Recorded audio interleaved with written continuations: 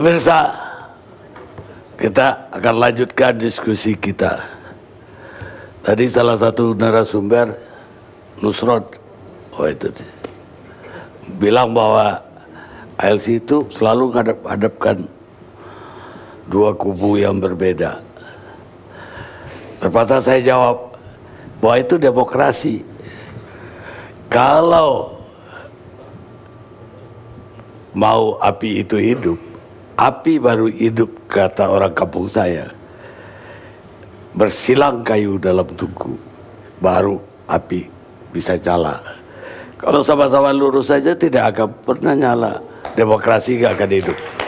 Karena itu kita adu pendapat di sini. Sekarang giliran sohib saya, Pak Menteri Dalam Negeri. Udah lama gak ketemu.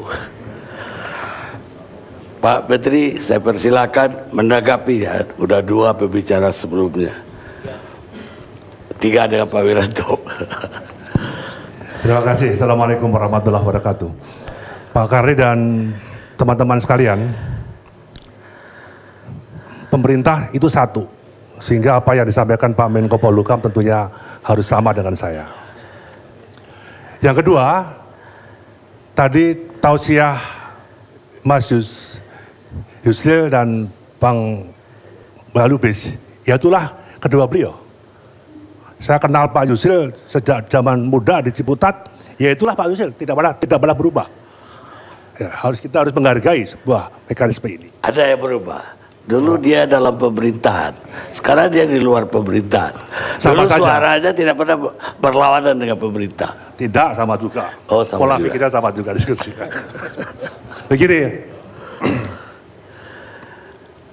pemerintah mengeluarkan Perpu itu tidak dadakan. Tadi sudah diungkap oleh Pak Wiranto. Ada proses yang cukup panjang, mencermati gelagat perkembangan dinamika masyarakat yang ada. Awal pemerintahan Pak Jokowi juga sama. Ada organisasi yang mendaftar baik di tingkat pusat sampai daerah sebagai organisasi kemasyarakatan yang sifatnya sosial, tapi pemerintah sempat tidak bisa melacak rekrutmen tertutupnya, rekrutmen terbukanya, sudah masuk pada tahap hijrah, baru ketahuan bahwa setelah hijrah ada aktivitas, ada gerakan-gerakan yang mengancam negara kesatuan Republik Indonesia. Itu contoh kecil. Nah, kemudian dibubarkan. Kemendagri juga repot, menjemput masyarakat yang sudah hijrah itu, kita kumpulkan bupati, camat, gubernur untuk mengantar kembali ke rumah, ke tempat desanya masing-masing. Itu proses. Nah, sama juga, ormas yang tidak terdaftar di Kemendagri maupun di Kementerian Hukum dan HAM, itu lebih banyak daripada ormas yang mendaftar. Memang tadi Pak Yusril mengatakan, memang setiap masyarakat punya hak untuk berserikat, berhimpun, berkumpul, itu dilindungi oleh konstitusi. Nah, tetapi negara ini kan ada aturannya. Rumah tangga juga ada aturannya. Organisasi yang ada di Republik itu macam-macam. Organisasi keagamaan, ada undang-undangnya sendiri, juga ada. Sebagai ormas, diatur sendiri. Sampai geng motor pun juga itu ormas. Ada yang terdaftar di notaris juga sah, online di Kemhan juga sah. Yang dari luar negeri pun juga terdata di Deplu juga ada. Nah, kalau di Kemendagri itu agak teliti. Kita cek dulu. Ini apa? Tujuannya apa? Pengurusnya bagaimana? Masuk level nasional atau level provinsi, kota, macam kabupaten. Itu detail. Memang ada ormas yang dulu terdaftar kemudian aktivitasnya memang karena tidak cocok dengan Pancasila, dengan Undang-Undang Dasar, dicabut SKT-nya. Kemudian mendaftar di yang lain, juga ada. Nah, dalam konteks ini Pak Karni, tadi Pak Menko mengatakan ini tidak ujuk-ujuk. Ini ada sebuah proses. Karena pemerintah juga mendapatkan pengaduan. Kenapa dibiarkan? Kenapa kok itu boleh? Kenapa kok yang ngurus hanya polisi saja? Kenapa kok tidak diatur? Ini, itu. Lah, pemerintah tuh harus hadir di masyarakat, Pak. Hukumnya wajib, pemerintah tuh harus hadir. Saya tidak masuk ke ranah detail tafsir hukumnya di Perpu. Nanti ada pakar-pakarnya. Tapi secara politis pemerintah tuh harus hadir. Yang menolak juga banyak. Kenapa diperbolehkan? Kenapa diizinkan? Dan sebagainya. Sebagai ormas agama, ya dia wajib anggotanya, pimpinannya harus mematuhi apa yang menjadi ajaran dan agama itu. Ya kalau Islam ya Quran dan hadis. Kalau Hindu, Kristen sesuai dengan ajaran agamanya. Tetapi sebagai organisasi kemasyarakatan yang ada di wilayah negara kesatuan Republik Indonesia, ya dia harus ikut aturan. Pancasila, Undang-Undang Dasar 45, NKRI, Bhinneka Tunggal Ika, titik final. Jadi Perpu ini dalam konteks yang tadi dijelaskan Pak Wiranto, desakannya cukup kuat. Ada ormasnya beliau cukup kuat, banyak ormas. Tapi kan nggak baik diperdebatkan. Di DPR juga sama. Pemerintah memang tidak bisa sebagai pemerintah, misalnya saya pemerintah mendebat wakil ketua DPR terbuka, oh nggak boleh, kan tugas beliau adalah memberikan pengawasan. Tapi memberikan klarifikasi kan boleh gitu loh. Maka forum ini juga menarik Pak, kenapa kok dibuat sektor kiri, sektor kanan gitu loh. Padahal kita sama-sama kenal gitu. Misalnya begitu saja. Jadi saya kira pemerintah ingin mengatur Pak. Kami nggak mau pemerintahan Pak Jokowi di kemudian hari nanti ditutuh lah istilah bahasa Jawanya itu, atau digugat. Kenapa? Yang itu jelas ideologi negara, dasar negara, kok membiarkan sehingga timbul masalah ini. Itu fair. Memang Perpu itu tidak menyebut ormasnya apa, tapi di data Kemendagri ada. Kami udah mengecek ke semua daerah, tolong dicatat mana ormas yang masuk lingkup provinsi, lingkup kota kabupaten, sampai lingkup yang paling kecil. Itu Pak Kani. Jadi pemerintah tidak menakut-nakuti. Saya kira kita sekarang ini kumpul bikin ormas boleh kok. Oh, sepakat ketua umumnya Pak Karni, siap ikut gitu loh. Saya kan anak buahnya Pak Karni. Ya. Teman after midnight, saya kan begitulah. Nah, saya kira ini sah-sah saja Pak Karni. Jadi itu saya kira ini yang penting harus taat Pak, harus ada aturan. Ya, itu tapi aja. Begini, taruhlah ada ormas yang punya cita-cita dasar negara kita tidak lagi Pancasila. Kalau 99% rakyat Indonesia tetap Pancasila, nggak akan pernah mereka bisa ganti. Kenapa kita harus ya, semua kan ada prosesnya Pak Karni. Ada prosesnya. Merubah undang-undang dasar pun juga ada mekanismenya. Menggugat sesuatu aturan yang menurut perseorangan ataupun kelompok, dia bisa melalui Mahkamah Konstitusi. Seseorang dituduh salah padahal dia tidak salah, bisa lewat petun. Ada mekanisme aturan. Nah itu Pak Jokowi lah memberikan kesempatan. Yang nggak setuju, ikuti aturan hukum yang ada. Ikuti mekanisme yang ada. Ini negara gotong royong kok, negara musyawarah kok. Tapi secara prinsip, yang sudah menjadi prinsip negara, ya mari kita ikuti bersama. Ini kebinekaan loh Pak. Indonesia itu negara yang berbineka. Itu aja intinya. Jadi kalau dikatakan ini sesuatu yang menghebohkan, saya kira enggak kok.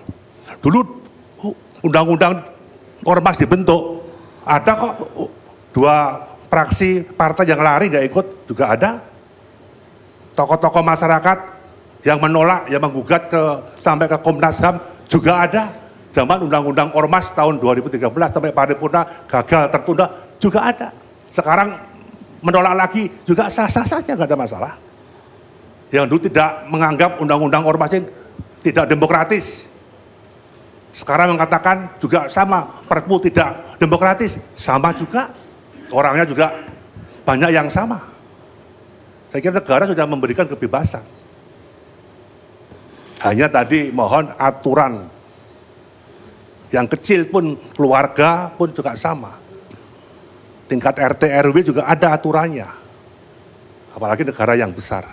Saya kira demikian Pak Karim, terima kasih. Baik, kita mau dengarkan renungan Rocky Gerung, peneliti Perhimpunan Pendidikan Demokrasi. Oke, ya. Hidup. Ya itu istilah yang tepat, renungan. Karena tadi yang ada adalah ocehan itu. Dan ocehan yang memperlihatkan ketidakutuhan pikiran itu. Tadi Pak Wiranto mulai dengan satu metafor bahwa ada cancer dan karena itu harus dikeluarkan cancernya. Sel tubuh manusia itu punya kemampuan untuk bunuh diri, namanya apoptosis. Jadi cancer itu dia punya mekanisme untuk bunuh diri kalau dia mengganggu bagian yang sehat. Evolusi memberi dalil itu, memberi rumus itu. Sel Anda bunuh diri supaya Anda tidak mengganggu organisme. Kalau selnya gagal bunuh diri, dia metastasi, menyebar. Tapi kalau sel menyebar, cancer menyebar, itu bukan salah si cancernya, tapi yang punya tubuh itu kebanyakan karbohidrat misalnya. Yang punya tubuh itu tidak sehat, nggak pernah olahraga. Jadi jangan pakai metafor yang justru bisa terbalik. Nah, tubuh kita, tubuh demokrasi kita ini terlihat membengkak. Bukan bertumbuh, tapi membengkak. Bengkak artinya ada infeksi tuh. Nah, kita mau periksa infeksinya di mana. Kita tahu bahwa Perpu ini dikeluarkan di dalam satu suasana politis yang spesifik. Jadi kalau dikatakan bahwa ini Perpu nggak ada hubungan dengan HTI, itu sama dengan mengatakan Pansus nggak ada hubungan dengan IKTP. Sama aja. Jadi dasar pikirannya sebetulnya kalau kita lihat asbabun nusul dari Perpu ini apa sebetulnya? Kita mau mengucapkan kegentingan, tapi kita ragu menunjuk apa namanya ya, problem dasarnya apa gitu. Kasus belinya apa sehingga ini disebut genting gitu. Tadi dipancing-pancing Pak Karni, ini HTI bukan, ini untuk semua. Loh kalau begitu semua ormas itu sedang melakukan kegentingan nasional itu. Logiknya di mana tuh? Sehingga saya melihat bahwa sebetulnya Perpu ini semacam interplay antara kecemasan dan kedunguan. Hasilnya adalah Perpu. Karena nggak pernah persis dalilnya apa itu. Saya kasih contoh yang lebih formal ya, supaya tidak disebut sebagai hoax. Tadi di Metro TV saya mendengar kalimat Presiden ketika menerangkan asbabun nuzul dari Perpu ini. Verbatimnya saya kutipkan. Perpu dimaksudkan terhadap mereka yang menyalahgunakan kebebasan yang telah diberikan. Saya headline itu ya, kebebasan yang telah diberikan. Saya mau terangkan bahwa ucapan Presiden itu akan berakibat panjang pada sistem konstitusi kita. Dia menyebut kebebasan yang telah diberikan oleh siapa? Ya oleh pemerintah, karena yang mengucapkan adalah pemerintah. Loh kebebasan itu tidak pernah diberikan. Itu adalah berdasarkan pada natural rights. Bahkan konstitusi tidak memberikan kebebasan. Tugas pemerintah adalah melindungi kebebasan, bukan mengambil ulang loh. Karena hak itu tidak diberikan oleh konstitusi. Hak kita datang dari natural rights. Yang ada di konstitusi itulah hak yang bisa dipermainkan secara politis. Jadi kalau kita ada di dalam bermain politik, di dalam seperti popular sovereignty, di situ bekerja hak-hak kebebasan politik. Tapi basisnya adalah natural rights. Jadi hak itu tidak diberikan oleh pemerintah. Jadi sebetulnya seluruh isi dari Perpu itu filosofinya adalah mengambil kembali kebebasan yang diberikan oleh pemerintah. Di situ salah kaprah luar biasa tuh. Ini soal fundamental bernegara tuh. Nah, hal yang juga berkaitan dengan itu, kita langsung melihat tadi Pak Mulya Lubis misalnya, Pak Menteri, ragu-ragu untuk memberi argumen. Jadi keraguan-raguan itu memperlihatkan bahwa ada kekacauan berpikir atau ada persekongkolan yang belum selesai itu. Itu dasarnya kenapa orang ragu-ragu tuh. Saya lihat beberapa sumber resmi dari istana. Saudara, saya bekas ketua Komnas HAM Ifdal, teman saya juga, di satu TV juga gagap dan gugup untuk mengajukan argumen. Jadi kalau saya balik tadi pada ucapan Presiden Jokowi, dia bilang bahwa Perpu ini dimaksudkan ditujukan kepada mereka yang menyalahgunakan kebebasan yang telah diberikan. Itu kalau di luar negeri, ucapan itu bisa mengakibatkan seorang presiden di-impeach karena dia nggak paham tentang basis filosofi dari konstitusi yang disebut liberty itu. Tetapi saya nggak bisa bilang Pak Presiden bodoh di dalam soal filosofi. Enggak. Karena di depan mic Presiden waktu mengucapkan kalimat itu ada 3 lembar kertas. Seperti kebiasaan beliau, 3 lembar kertas. Berarti dia di brief atau dibisiki oleh lingkungannya. Nah yang bodoh lingkungannya ini. Karena tidak memberi feeding yang sempurna pada presiden itu. Sehingga presiden salah memahami arti kebebasan di dalam sistem konstitusi kita tuh. Kalau dikatakan misalnya ini demi mereka yang akan membubarkan negara. Loh dalam teori membubarkan itu macam-macam kualifikasinya. Anda mau alter the government, melampaui pemerintah karena pemerintah salah, itu juga adalah tindakan membubarkan. Atau Anda misalnya mau abolis, itu 2 istilah yang berbeda tuh. Tapi nggak pernah dijelaskan tujuan Perpu ini apa, mencegah mereka yang tidak mengabolis pemerintah atau yang sekedar mengalter pemerintah, melampaui. Lalu dikatakan bahwa ya ini nggak Pancasilais mereka. Loh kalau tindakan mereka justru berbeda hanya karena Pancasila sekedar menghasilkan Perpu, utang dan pansus, jelas Pancasila mesti dikritik. Jadi nggak pernah jelas apa yang diinginkan oleh pemerintah sebetulnya.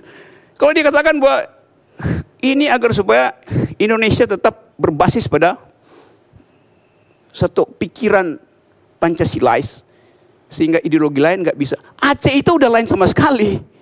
Sistem pemerintahnya udah lain. Ideologi di situ udah lain. Syariat Islam ada di situ. Toh bisa hidup. Apa bedanya tuh? Sekali lagi, kita bermain-main dengan upaya untuk menyembunyikan semacam kebencian politik pada satu kelompok, lalu memanfaatkan itu untuk menghukum diam-diam kelompok yang lain. Jadi bahayanya saya kira ada di situ. Pepatah mengatakan, there is a black sheep in every flock. Selalu ada kambing hitam di dalam kumpulan kambing. Nggak ada soal. Mau ada kambing hitam ya satu kambing. Nggak semua kambing hitam. Tapi menyebut kambing hitam artinya seluruhnya berarti hitam. Satu kesalahan pars pro toto di dalam logika itu. Itu yang bahayanya. Seringkali pemerintah bikin kesalahan logis semacam itu. Dan kita nggak bisa diamkan cara berpikir semacam itu. Yang lain misalnya. Soal apa tadi yang disebut Pak Wiranto menyebut begini.